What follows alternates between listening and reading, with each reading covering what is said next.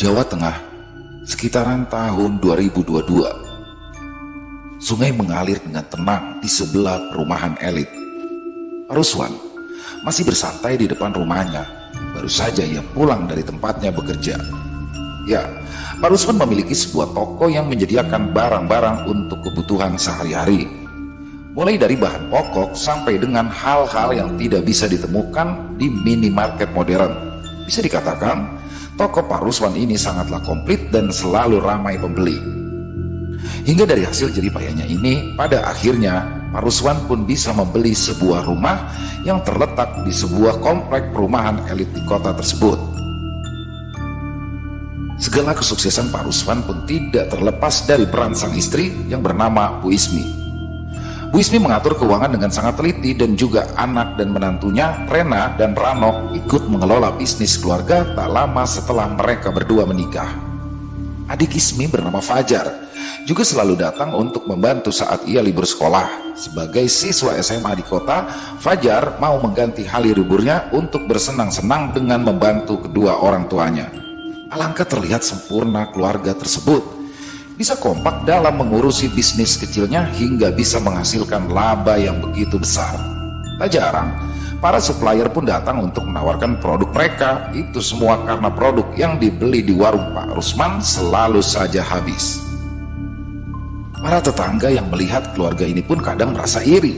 Harta yang berlimpah, bisnis yang berjalan dengan lancar, dan anak-anak penurut. Rumah, mobil, segalanya telah dimiliki oleh Pak Ruswan. Namun, segalanya nyaris tergut saat sesuatu yang aneh ia dapati pada tetangganya yang baru saja pindah, yang katanya berasal dari luar kota. Tetangga yang tepat tinggal di depan rumahnya ini adalah keluarga yang dikenal agak tertutup oleh orang-orang sekitar.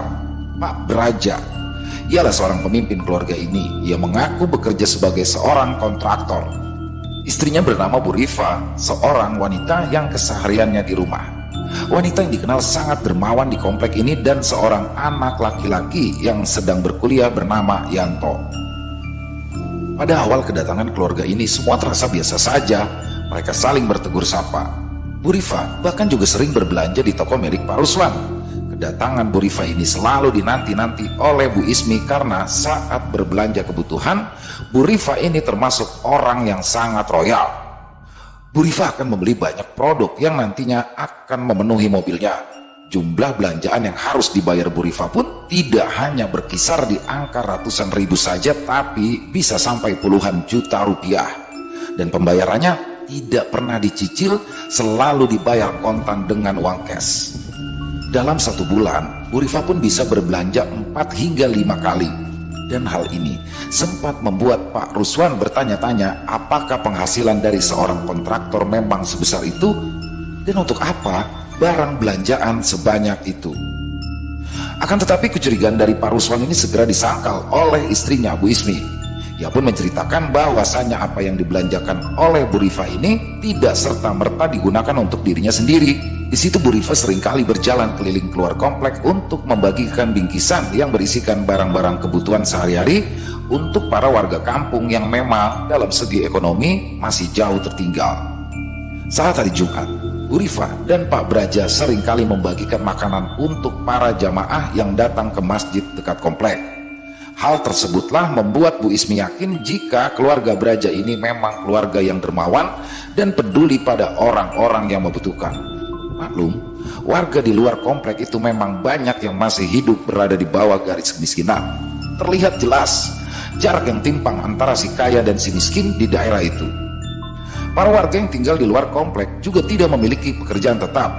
Ada yang bekerja sebagai nelayan kecil, buruh tani, tukang becak, sampai dengan kuli panggul pasar. Bu Ismi juga sangat menyukai Bu Rifa karena selain baik dan juga dermawan, setidaknya Bu Rifa adalah konsumennya yang membuat omset warungnya semakin tinggi. Membuat semua angsuran bulanan yang harus dibayar oleh keluarga Pak Ruswan pun bisa berjalan dengan lancar. Akan tetapi, di balik semua ini, Pak Ruswan pernah mendengar cerita tidak mengenakan dari Rano, sang menantunya. Pernah di suatu sore, Rano sedang memberikan pakan burung di depan halaman rumah. Kebetulan ia habis membersihkan halaman rumah Pak Ruswan. Rano sebenarnya sudah memiliki rumah sendiri. Posisinya berada persis di sebelah rumah Pak Ruswan.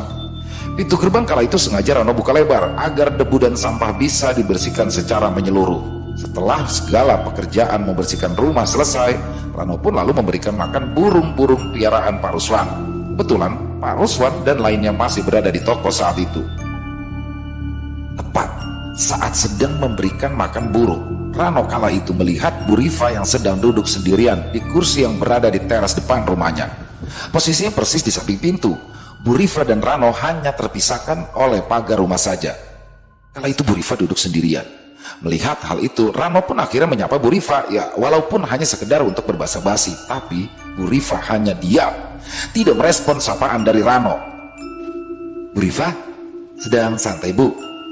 Memangnya Pak Braja sedang tugas ya? Ucap Rano mencoba menyapa, tapi lagi-lagi Bu Rifa hanya diam dengan tatapan kosong.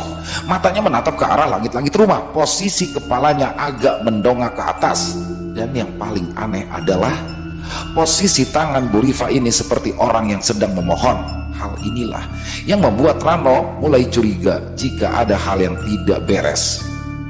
Rano pun akhirnya memberanikan diri untuk datang mendekati Bu Rifa. Saat Rano melangkah, tiba-tiba saja tangan Bu Rifa mengambil sesuatu yang ada di atas piring yang diletakkannya di meja kecil. Bunga setaman kini sudah digenggam oleh Bu Rifa. Lalu dengan santainya ia memasukkan bunga tersebut ke mulutnya, lalu mengunyah perlahan sampai habis tak bersisa. Tiba-tiba ia berdiri dan segera berlalu masuk ke dalam rumahnya. Hal ini pun membuat Rano melongo. Ia pun hanya bisa terdiam melihat apa yang dilakukan Bu Rifa seperti hal yang tidak semestinya. Tatapan aneh, gerakannya yang cepat, Rano merasa apa yang dilihatnya itu bukanlah manusia, benar-benar berbeda dengan Bu Rifa yang selama ini ia kenal.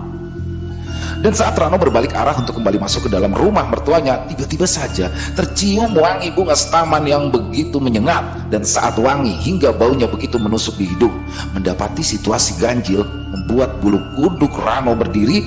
Ia merasakan ada sesuatu yang tidak wajar dari tetangganya itu.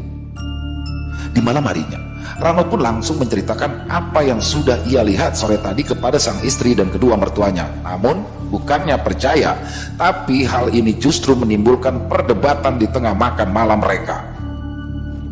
Sungguh Bu, saya melihat dengan mata kepala saya sendiri. Bu Rifa itu makan bunga setaman tadi sore, ucap Rano mencoba meyakinkan mertuanya. Alah, so iyo, jangan suka gitu ah. Bu Rifa itu salah satu konsumen terbaik kita loh. Kalau belanja ke warung gak pernah kecil, selalu dalam jumlah besar. Kamu itu yang bener no kalau nyeritain orang, ucap Bu Ismi yang tidak langsung percaya begitu saja. Ya buat apa toh Bu saya jelek-jelekin Bu Rifa? Saya itu jujur menceritakan apa yang sudah saya lihat tadi, itu aja, ucap Rano. Mungkin kamu salah lihat kali Mas, ucap Rena pada suaminya. Lah, menurutmu apa? Hantu yang menyamar, balas Rano pada istrinya. Ya bisa jadi, rumah itu kan sudah lama kosong. Ya mungkin saja penghuninya ada yang menyerupai Bu Rifa, ucap Rena santai yang malah membawa pembicaraan pada praduga yang lain. Yo masa kelihatannya lama, sore-sore loh, ucap Rano pada istrinya. Sudah, gak usah ribut. Biar tahu kejelasannya, kamu berani nggak nanya langsung sama Bu Rifa? Ya agar nantinya tidak menimbulkan fitnah, ucap Pak Ruslan yang membuat Rano pun terdiam. Biar nggak fitnah, mending fitnah saya Mas, timpal Fajar yang tiba-tiba saja nyelonong mengambil ayam goreng yang terhidang di meja. Lampemu jar-jar, ucap Rano, membuat seisi meja pun tertawa melihat tingkah mereka. Apa yang Rano lihat sore itu seperti sukar dipercaya oleh semua. Pembicaraan akhirnya beralih pada hal lain. Namun tiba-tiba Pak Ruswan pun terdiam cukup lama, seperti ingin menceritakan sesuatu tapi ia enggan untuk mengucapkannya.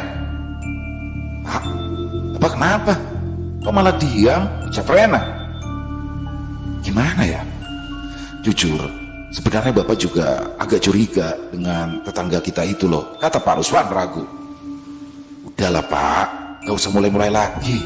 Westo, sudah, ucap Bu Ismi seperti tak ingin mendengar cerita yang ingin Pak Ruswan katakan kala itu.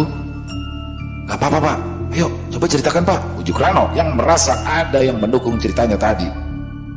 Jadi gini, waktu itu kan Bapak masih belum tidur, sekitar jam 12 malam. Nah, Bapak itu masih nonton bola sendirian di sini. Kalian semua sudah pulas pastinya. Nah kala itu Bapak dengar tuh suara gerbang Pak Braja itu terbuka. Yo, takut ada maling atau apa ya, Bapak coba intip dari jendela. Nah, yang Bapak lihat itu ternyata Pak Braja sedang keluar dari rumahnya. Dia bawa tas ransel warna hitam. Jam 12 malam keluar rumah di kota kecil ini. Mau apa coba? Nah, gara-gara itu Bapak akhirnya tidurnya nggak nyenyak. Kepikiran. Tepat jam setengah 4 pagi, Bapak dengar lagi pintu gerbang Pak Braja itu dibuka. Nah, pas Bapak intip lagi, Pak Braja itu baru saja pulang. Potong Pak Ruswan membuat semua yang mendengarkan ceritanya kini terlihat fokus dengan mimik wajah serius. Bapak gak cuma ngalamin ini satu kali, tapi beberapa kali. Pak Braja keluar jam 12 malam, lalu balik lagi jam setengah 4 pagi, ucap Pak Ruswan menutup ceritanya, membuat ruangan pun hening sesaat. Wajah para penghuni rumah seperti menyimpan pertanyaan masing-masing. Tapi tidak dengan Bu Ismi, ia masih terlihat bersikap santai. Pak, itu sudah pernah aku tanyakan. Itu memang pekerjaannya Pak Ruswan. Sebagai kontraktor beliau memang suka berangkat malam dan pulang pagi, ucap Bu Ismi santai. Loh, memangnya ada pekerjaan kontraktor proyek selalu dikerjakan di malam hari, Bu? Tanya Rena mencoba memastikan. Ya kadang malam, kadang siang, kadang pagi. Gak mesti, tergantung dari area proyeknya. Kan Bu Rifa itu pernah cerita kalau Pak Braja itu megang proyek strategis dari pemerintahan. Ya mungkin gitu kerjanya kali, ucap Bu Ismi sepertinya ingin menyudahi pembicaraan yang berisikan dugaan yang terdengar tidak masuk akal.